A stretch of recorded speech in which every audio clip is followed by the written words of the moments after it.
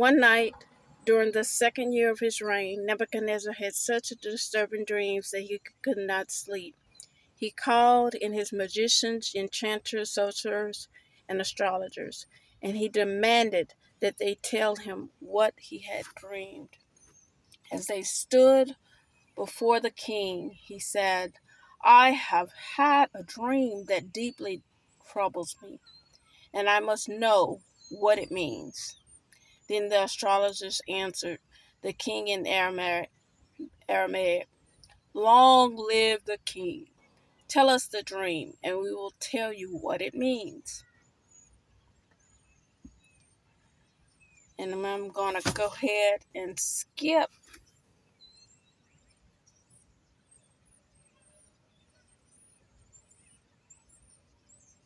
No, I'm going to go ahead and say this one, okay. But the king said to the astrologers, "I am serious about this. If you don't tell me what my dream was and what it means, you will be torn limb from limb, and your houses will be turned into heaps of rubble." And I'm going to go ahead and skip to and go to verse 10. The astrologers replied to the king, "No one on earth can tell the king his dream, and no king, however great and powerful, has ever asked such a thing of any magician, enchanter, or astrologer. The king's demand is impossible.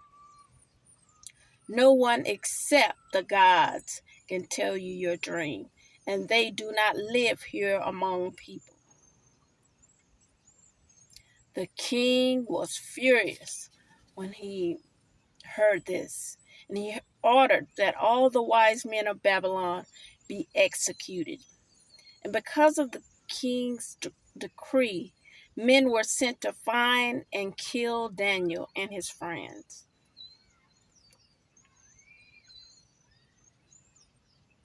When Arioch, the commander of the king's guard, came to kill them, Daniel handled the situation with wisdom and discretion. He asked Arioch, "Why has the king issued such a harsh decree?" So Arioch told him all that had happened. Daniel went at once to see the king and requested more time to tell the king what the dream meant. Then Daniel went home and told his friends Hananiah, Mishael, and Azariah what had happened. He urged them to ask the God of heaven to show them his mercy by telling them the secret,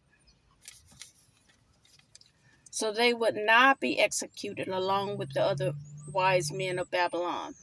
That night the secret was revealed to Daniel in a vision. Then Daniel praised the God of heaven.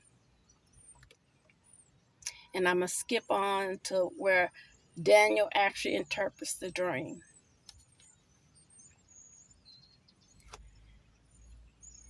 Then Daniel went to see Arioch, whom the king had ordered to execute the wise men of Babylon. Daniel said to him, "Don't kill the wise men. Take me to the king, and I will tell him the meaning of his dream." Arioch quickly took Daniel to the king and said, "I have found one of the captives from Judah who will tell the king the meaning of his dream." The king said to Daniel, also known as Belshazzar, "Is this true? Can you tell me what my dream was and what it means?"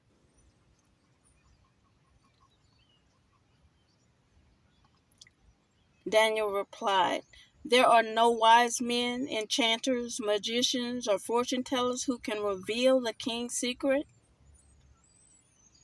But there is a God in heaven who reveals secrets, and he has shown King Nebuchadnezzar what will happen in the future. Now I will tell you your dream and the visions you saw as you lay on your bed. While your majesty was sleeping, you dreamed about coming events. He who reveals secrets has shown you what is going to happen. And it is not because I am wiser than anyone else that I know the secret of your dream, but because God wants you to understand what was in your heart. In your vision, your majesty, you saw standing before you a huge shining statue of a man. It was a frightening sight. The head of the statue was made of fine gold. Its chest and arms were silver. Its belly and thighs were bronze. Its legs were iron, and its feet were a combination of iron and baked clay. As you watched, a rock was cut from a mountain, but not by human hands. It struck the feet of iron and clay, smashing them to bits.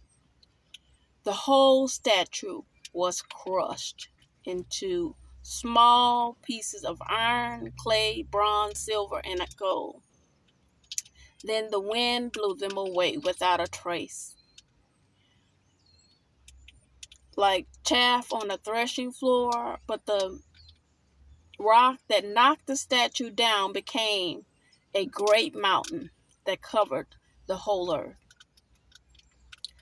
That was the dream. Now we will tell the king what it means. Your Majesty, you are the greatest of kings. The God of heaven has given you sovereignty, power, strength, and honor.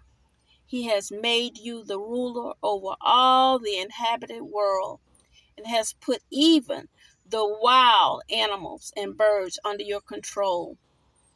You are the head of gold. But after your kingdom comes to an end, another kingdom inferior to yours will rise to take your place.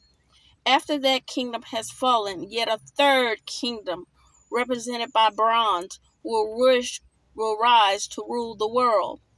Following that kingdom, there will be a fourth one, as strong as iron. That kingdom will smash and crash all previous empires. Just as iron smashes and crashes everything it strikes, the feet and toes you saw were a combination of iron and baked clay, showing that the kingdom will be divided. Like iron mixed with clay, it will have some of the strength of iron. But while some parts of it will be strong as iron, other parts will be as weak as clay. The mixture of iron and clay also shows that these kingdoms will try to strengthen themselves by forming alliances with each other through intermarriage, but they will not hold together, just as iron and clay do not mix. During the reigns of those kings, the God of heaven will set up a kingdom that will never be destroyed or conquered.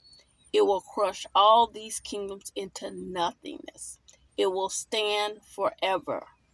That is the meaning of the rock cut from the mountain. Though not by human hands, that crushed to pieces the statue of iron, bronze, clay, silver, and gold. The great God was showing the king what will happen in the future. The dream is true, and its meaning is certain.